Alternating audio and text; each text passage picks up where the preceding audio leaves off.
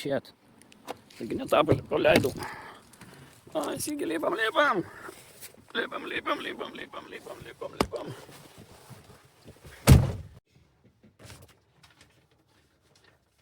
Kągi, sveiki kolegos vėl. Na ką, mano paskutinis video sukėlė daug diskusijų. Ačiū visiems labai komentavusiam. Ačiū pasidalinusiam patirtim. Be galo dėkingas. Jo, daug ko tikėjausi. Labai daug šiaip geros informacijos iš tikro gavau. Ir jo, supratau, kad jo, reiks labai nusižemint smarkiai. Lietuvoje, nu ką padarysi? Ne Anglija vis dėlto ir ne Vokietija, nežinau, kiek Vokietija važinau, kas dirba, ar tenai kažkur tai, Airijai. Sakysim, jo, na, ką žinau, bandysiu, kaip sakyt, keliai, tiltai nesudeginti atgal, bet kada galima grįžti, bet, nu, reikia pabandyti. Dar kartą dėkui visiems dėkui už info, tikrai buvo įdomu paskaityti komentarus jūsų. Faina. Tai va, tęsiam kol kas darbą čia, dar turiu mėnesiuką, po mėnesio grįžtu Lietuvą. Po 11 metų pertraukos, tiksliau po 11 metų, o valdiškai apskritai nedirbau Lietuvoje, kaip sakyt, valdiškai samdomo darbo tokio, kaip nedirbau Lietuvoje jau 20 su virš metų, tai ganėtinai baisu iš tikro yra, nes net prieš išvažiuodamas į Angliją, dirbau ant savęs, sakysim, šeimos versle, tai tokio samdomo darbo, apskritai, kad samdomo kažkur vakait pas Lietuvoje jau nedirbęs nuo 2004, man rodos, 2004 išvažiavau į Angliją, 2006 grįžau, tada dirbau ant savęs ir tada nu jo, nuo 2004 nedirbęs samdomo darbo, taip kad baisoka. Baisokas, sąžiningai pasakius.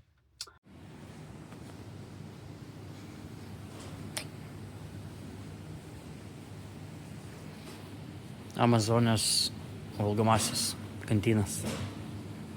Na ką, jeigu tęsiant dar praeitą video temą, mane čia klausė, kas čia man siūlė keistis padangas ir taip toliau. Tai ką aš galiu pasakyti? Nu, aš kalbėjau senukose Kaune, tai yra reisai po Lietuvą ir po Pabaltį, du pasirinkimai. Mane gal labiau Pabaltis, nes aš prasnei iš Kauno esu, man reikia iš Utenos važiuoti į Kauną.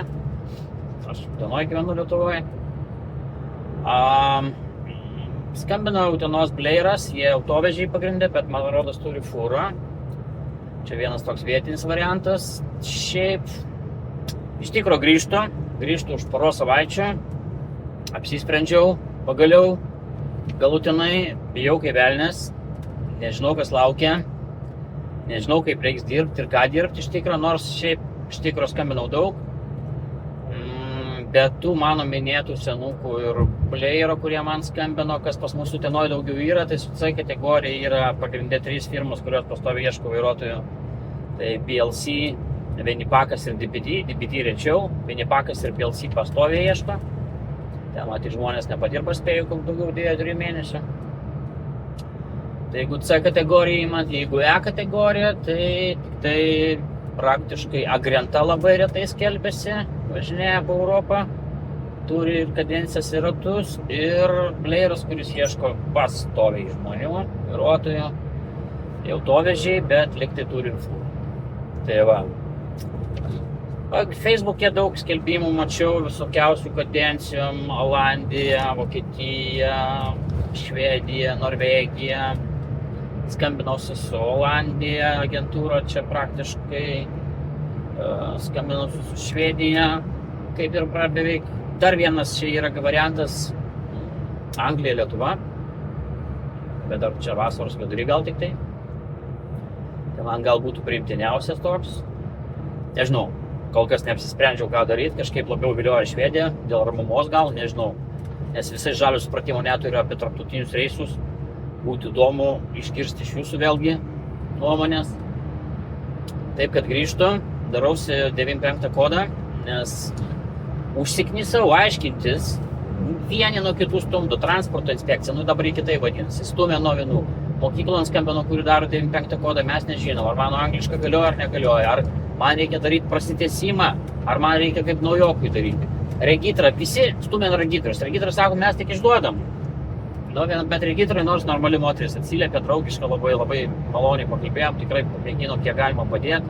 Transporto inspekcijos žiaurius, konsultantė buvo žiauri, ten, nu, išvis, arogantiškai. Nieko išvis nepasakė. Stumė visien regitros. Regitra turi žinot viską. Nu, su regitra kiek įmanoma išsiaiškinau, paskui rašiau transportą e-mailą, atrašė sausai, abstrakčiai ir vėl pasakė taip, regitra turi žinot.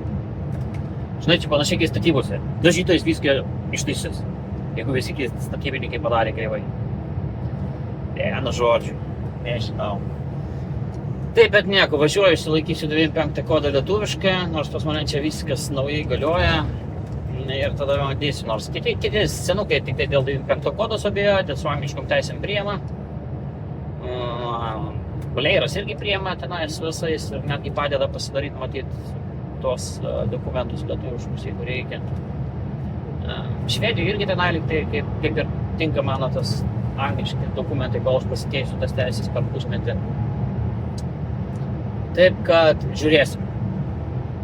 Žopa žamžim, kaip rusai sako, kas supranta, lietuviškai neverčiama.